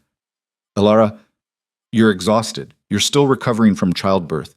You can't take on the weight of every woman who writes to you. Why not? Someone took on my weight when I needed it. Catherine, Margaret, all those women who testified, They didn't have to help me, but they did. That's different. They were organized, prepared. You're one person trying to respond to hundreds of letters while raising a baby and running a ranch. Alara set down her pen. He was right. She knew he was right, but it didn't change the feeling in her chest. These women have no one else. Their families don't believe them. Their communities condemn them. If I don't write back, who will? Then let me help. I can handle more of the ranch work. We can hire someone for the heavy labor. But you need to sleep, Alara. You're going to make yourself sick. She looked at him. This man who'd given her safety when she had none, who'd stood beside her through everything, who was now worried because she was trying to give others what had been given to her. Okay, she said quietly. Okay, you're right. I'll sleep. But tomorrow I'm still answering these letters. I wouldn't expect anything less. By the time Hope was 6 months old, the stream of letters had become a flood. Catherine Wells showed up again in early spring, this time with a proposal. We need to formalize this, she said, sitting at their table while Hope gummed a wooden spoon in Alara's lap. What started as a trial has become a movement. Women are organizing in every territory. We're pressuring legislatures, documenting cases of medical fraud, supporting each other. But it needs structure. What kind of structure? Caleb asked. An organization. Formal, with funding and volunteers and a clear mission. We're calling it the Women's Medical Rights Alliance. We want you to be part of it, Alara. Maybe even lead the Western Division. Alara stared at her. I can't lead anything. I have a 6-month-old baby and a ranch that barely runs itself. You don't have to do it alone.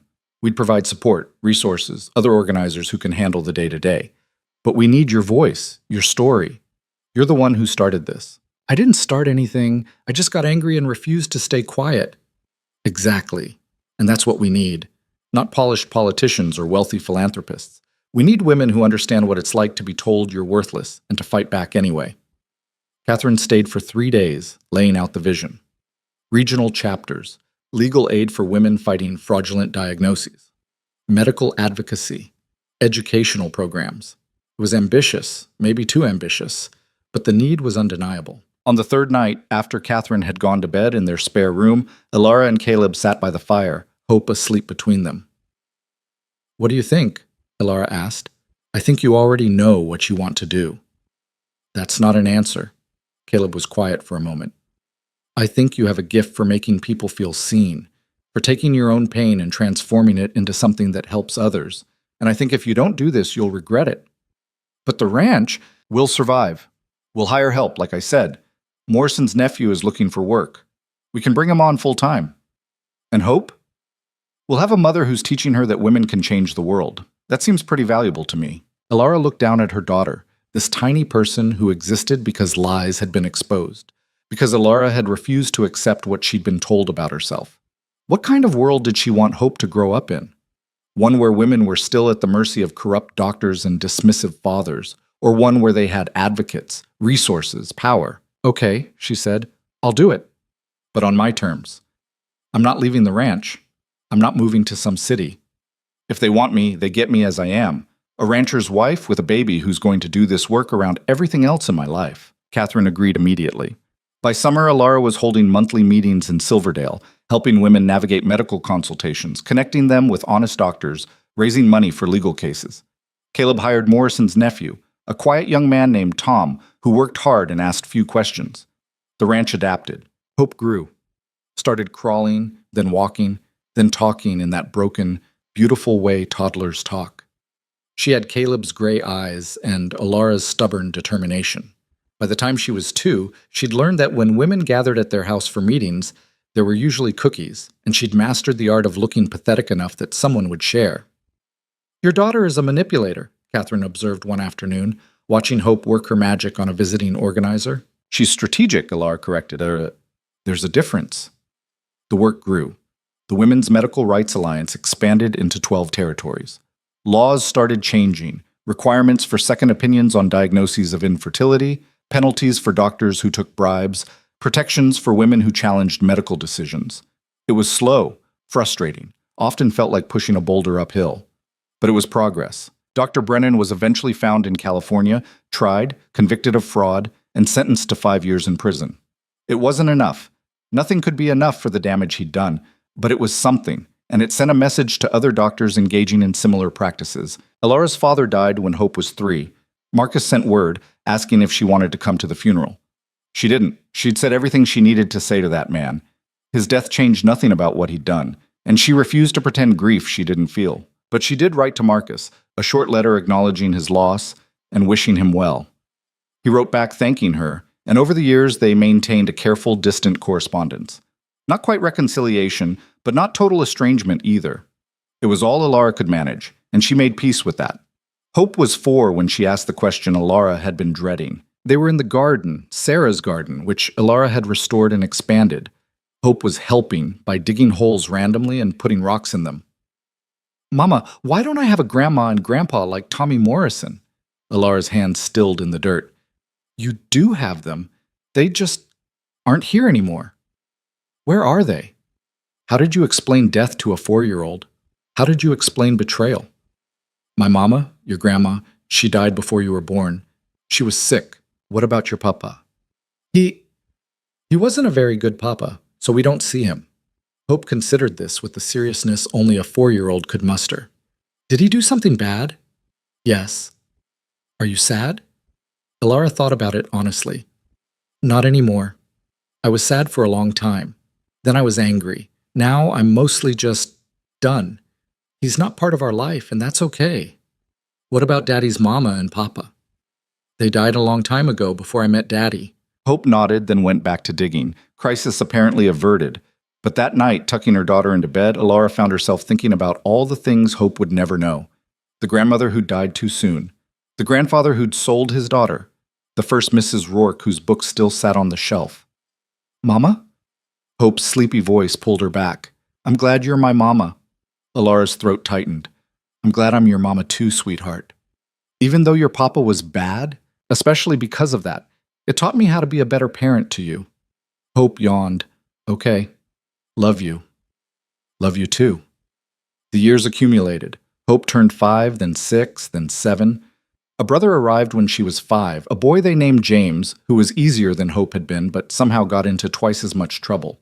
Then another daughter when Hope was 8, Clara, who came into the world screaming and didn't stop for 6 months. The ranch expanded. Caleb and Alara bought adjacent land, increased the herd, built a proper house to replace the cabin. They kept the cabin, though. It held too many memories to abandon. It became Caleb's workshop in winter, a quiet place to escape when the main house got too chaotic. The Women's Medical Rights Alliance continued its work. Alara eventually stepped back from active leadership, though she remained on the advisory board. Younger women with more time and energy took over the day-to-day organizing, and Alara found herself in the role of elder stateswoman, offering guidance based on experience rather than leading from the front. She was fine with that.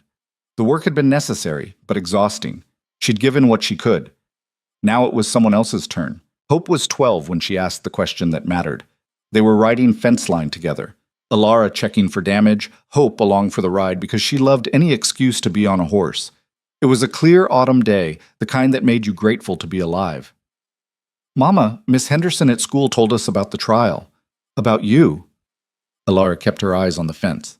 "Did she?" "She said you changed laws, that you helped a lot of women. I helped some women. Others did most of the actual work. But you testified, even though people said mean things about you, even though you were pregnant and scared." Alara glanced at her daughter. Hope looked so much like her at that age, same dark hair, same serious expression, but there was a confidence there that Alara had never possessed as a child. Hope knew she was valued, knew she mattered. That changed everything. "I did. I was terrified the whole time." "But you did it anyway." "Yes." "Why?" It was the simplest question and the hardest to answer. Alara reined in her horse, turned to face her daughter fully. "Because I was angry, and because I realized that anger could either destroy me or drive me to make things better. I chose better." She paused. "And because I wanted you to grow up in a world where no one could tell you you were worthless and make it stick, where you'd have protections, resources, people who'd believe you if something was wrong." Hope nodded slowly.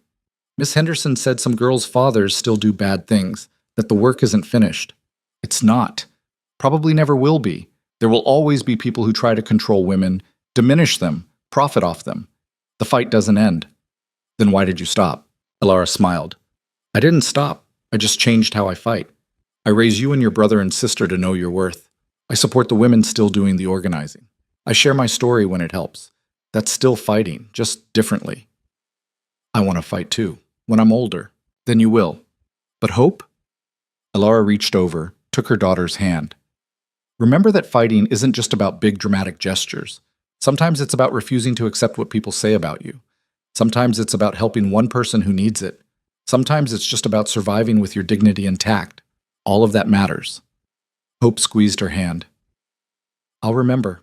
They rode on in comfortable silence, checking fence, watching the cattle, existing in a moment of peace that Alara had learned to appreciate. These were the real victories, not the laws or the trials, but these quiet afternoons with her daughter, teaching her to be strong without teaching her to be hard.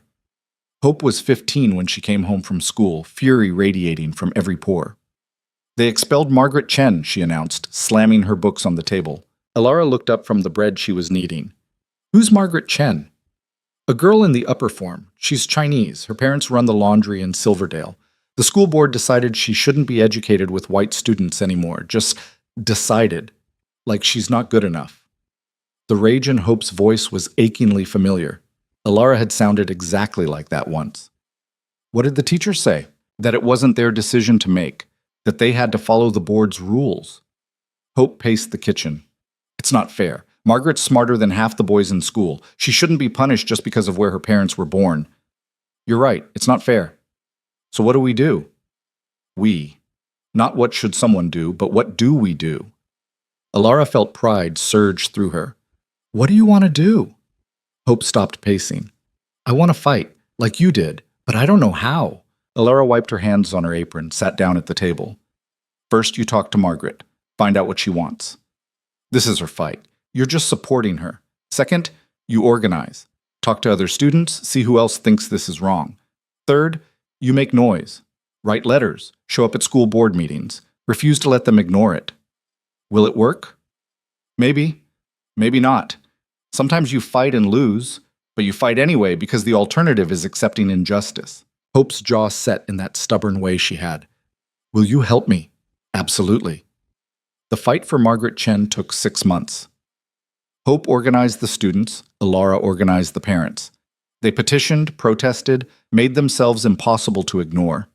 The school board held firm at first, then started to crack under pressure. In the end, they reversed the decision, not out of principle, but because the community pressure became too costly to resist. It wasn't a complete victory. The rules didn't change, only the application of them in this one case. But Margaret got to finish her education, and Hope learned what her mother had learned years before. The change was possible, but it required refusing to be quiet. James was different from his sister. Where Hope was fierce and direct, James was thoughtful, strategic. He could talk anyone into anything, and he used that gift to mediate conflicts, build consensus, smooth over rough edges. Clara, the youngest, was pure determination in a small package. By the time she was 8, she'd decided she was going to be a doctor, and nothing anyone said could dissuade her. Watching them grow, Alara sometimes marveled at how different they all were, how they'd each taken pieces of her and Caleb and created something entirely their own. None of them were perfect. Hope was too quick to anger. James sometimes avoided confrontation when he should engage. Clara was stubborn to the point of mule-headedness. But they were good humans, kind and strong and unafraid to stand up for what mattered. That was the real legacy, Alara realized. Not the laws or the organizations or the newspaper articles. It was these 3 people who would go into the world knowing they had value, knowing they could fight back, knowing that injustice didn't have to be accepted just because it was common. Caleb was 50 when his heart first gave him trouble. Nothing dramatic, just breathlessness after exertion, chest pain that he tried to hide. Alara knew anyway. She'd learned to read him over 18 years of marriage. The doctor in Silverdale was honest. His heart's weak. Could be genetic, could be all those years of hard labor. Either way, he needs to slow down. He won't, Alara said. Then he'll die. Maybe next year, maybe in 10 years. But working the way he has been will kill him eventually. Alara forced Caleb to hire more help, to delegate, to accept that he couldn't do everything anymore. He hated it, but he did it because he wanted to see his children grow up more than he wanted to prove he was still strong. They had 7 more years. 7 years of slower mornings, longer evenings, moments stolen from work to just be together. 7 years of watching their children become adults. Hope heading off to college in the East, James taking over more of the ranch management, Clara studying medicine through correspondence courses because no school would accept a woman yet. 7 years of a love that had started in desperation and grown into something solid and real and absolutely irreplaceable. Caleb died on a Tuesday morning in October, sitting in his chair by the fire, book open on his lap. Peaceful, the doctor said. His heart just stopped. Alara held it together through the funeral, through the visitors offering condolences, through all the practical matters of death. Then, when everyone had left and the house was quiet, she went to the old cabin, the place where they'd first lived together, where everything had started, and let herself break. She cried for the man she'd loved, for the life they'd built, for all the years they wouldn't have together. She cried for the girl she'd been when she arrived here, so broken and scared, and for the woman he'd helped her become. But she didn't cry because she regretted anything. Even knowing how it would end, she'd choose it all again. Choose him. Choose this life. Choose the hard, beautiful work of building something real. Hope came home from college. James and Clara circled close. They grieved together, told stories, remembered. And slowly, the acute pain of loss settled into something more manageable, a permanent ache, but one that coexisted with gratitude. Alara was 62 when Catherine Wells died, 70 when Margaret Thorne followed. The women who'd fought alongside her were aging, passing, leaving the work to younger hands. The Women's Medical Rights Alliance was still going strong, now operating in 30 states, but Alara's role in it had long since become purely symbolic. She spent her time on the ranch, smaller now, run mostly by James and his wife, and with her grandchildren. Hope had 3 daughters of her own and was teaching law at a university back east. James had 2 sons working the land alongside him. Clara had finally, against all odds, become a doctor, one of the first women to graduate from a Western medical school. They visited when they could, bringing noise and chaos and life to the house. Alara loved it, though it exhausted her more quickly than it used to. One afternoon, Hope's eldest daughter, named Sarah, after the first Mrs. Rourke, asked to hear the story. She was 14, old enough to understand, and she'd heard bits and pieces, but never the whole thing. So Alara told it, all of it. The diagnosis, the sale, the mountain, Caleb, the storm, the pregnancy, the trial. She told it honestly, including the parts that were ugly and hard and showed her at her worst, because sanitizing the story would diminish it, would make it seem like victory was inevitable when it had been anything but. Sarah listened with wide eyes, occasionally interrupting with questions. When Alara finished, her great-granddaughter was quiet for a long time. "Were you scared?" she asked finally. "When you testified?" "Terrified." "But you did it anyway." "Yes." "Why?" Alara looked at this girl who bore the name of a woman she'd never met, but had honored through building a life in the space Sarah had left behind. "Because I learned something important on that mountain. I learned that I was stronger than I thought I was. And once you know that about yourself, really know it, it becomes impossible to stay silent when something is wrong. Is that what you want me to learn too? I want you to learn that your worth isn't determined by what others say about you. That you have the right to question authority, to demand better, to fight for yourself and for others. That being afraid doesn't mean you can't act. It just means you act despite the fear." Sarah nodded slowly. "Grandma Hope says you changed the world." Alara laughed. "I changed some laws. The world's a lot bigger than that. But you made things better. I helped. A lot of people helped. That's how change really works. Not one hero, but thousands of people doing what they can with what they have." "I want to do that too." "Then you will.